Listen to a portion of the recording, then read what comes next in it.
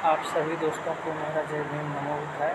आज मैं इतिहास का मुआयना नामक पुस्तक लेकर आया हूँ, जिसके लेखक हैं माननीय डॉक्टर राजेंद्र प्रसाद सिंह जी। आइए इसकी भूमिका पर चर्चा करते हैं। वास्तविकता के इतिहास और इतिहासकारों में के उपलब्ध इतिहास में फ़र्क होता है। इतिहास लेखन में इतिहासकार कुछ छोड़ते हैं, कुछ जोड़ते हैं और कुछ का चयन करते हैं और फिर इसे ही किसी देश के इतिहास की संज्ञा प्रदान कर दिया करते हैं। ऐसा इतिहास वस्तुतः राजनीतिक शक्ति मात्र का इतिहास होता है, जो भारी पैमाने पर हुई हत्याओं तथा अपराधों के इतिहास से भिन्न नहीं है। चिनुआ अचेबे ने लिखा है कि जब तक हिरन अपना इतिहास खुद नहीं लिखेंगे, तब तक हिरणों के इतिहास में शिकारियों की सौर गाथाएँ गाई जाती रहेंगी। इसलिए भारत के इतिहास में वैदिक संस्कृति उभरी हुई है और बौद्ध संस्कृति पिछड़ी हुई है और मूल निवासियों का इतिहास बीच बीच में उखड़ा हुआ है।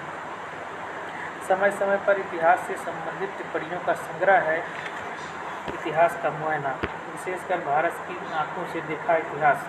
इतिहास में श्री का क्रेज गुप्त काल में था। गुप्तकालीन राजाओं ने अपने नामों से पहले सम्मान सूचक श्री जोड़ा है। गवाह है प्रयाग प्रशस्ति।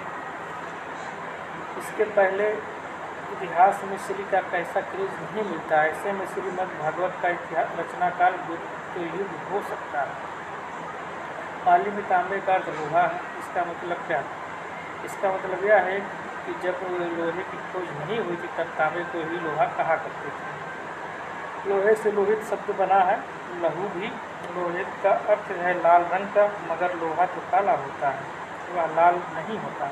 लाल रंग का तांबा होता है, खून के रंग का तांबा होता है। इसलिए आप निष्कर्ष दे सकते हैं कि पाली तक के जब लोहे की खोज नहीं हुई थी, तब भी तो पाली में तांबे का एक अर्थ लोहा भी अवशेष के रूप में मौजूद है। इधर बीच मैंने स्वपन कुमार विश्वास का इतिहास ग्रंथ बौद्ध धर्म मोहनजोदड़ो हड़प्पा नगरों का धर्म पढ़ा। कोई 400 पन्नों की यह पुस्तक कई साहित्यिक और पुरातात्विक सबूतों के साथ इस बात के पक्ष में लिखी गई है कि सिंधु घाटी की सभ्यता वास्तव में बौद्ध सभ्यता थी। पुस्तक में विस्तार से बताया गया है कि मोहनजोदड़ो हड़प्पा नगरों में बौद्ध स्तूप मिले हैं। कि बौद्ध स्तूप हड़प्पा कालीन है। हड़प्पा मोहनजोदड़ो के स्तूपों में लगी हुई ईंटें, निर्माण की शैली, स्तूप में मिले बर्तन और बर्तन पर की गई चित्रकारी तक सभी कुछ हड़प्पा कालीन है।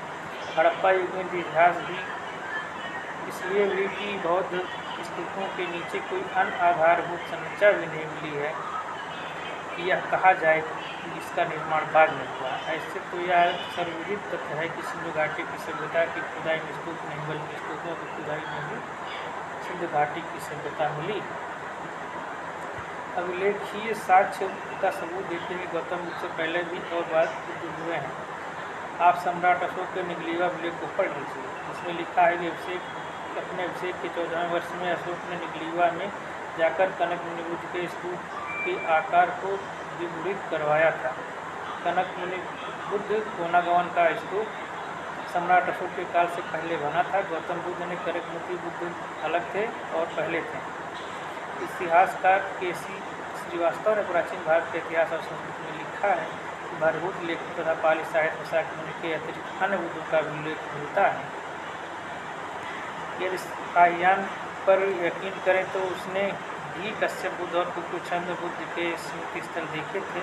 यदि कई इस बुद्ध के होने की बात झूठ है, तो फिर अशोक के लेख सच कैसे, काह्यान का वृत्तांत सच कैसे, भरभूत के लेख सच कैसे? और जब सब कुछ झूठ ही है तो फिर इतिहास सच कैसे है?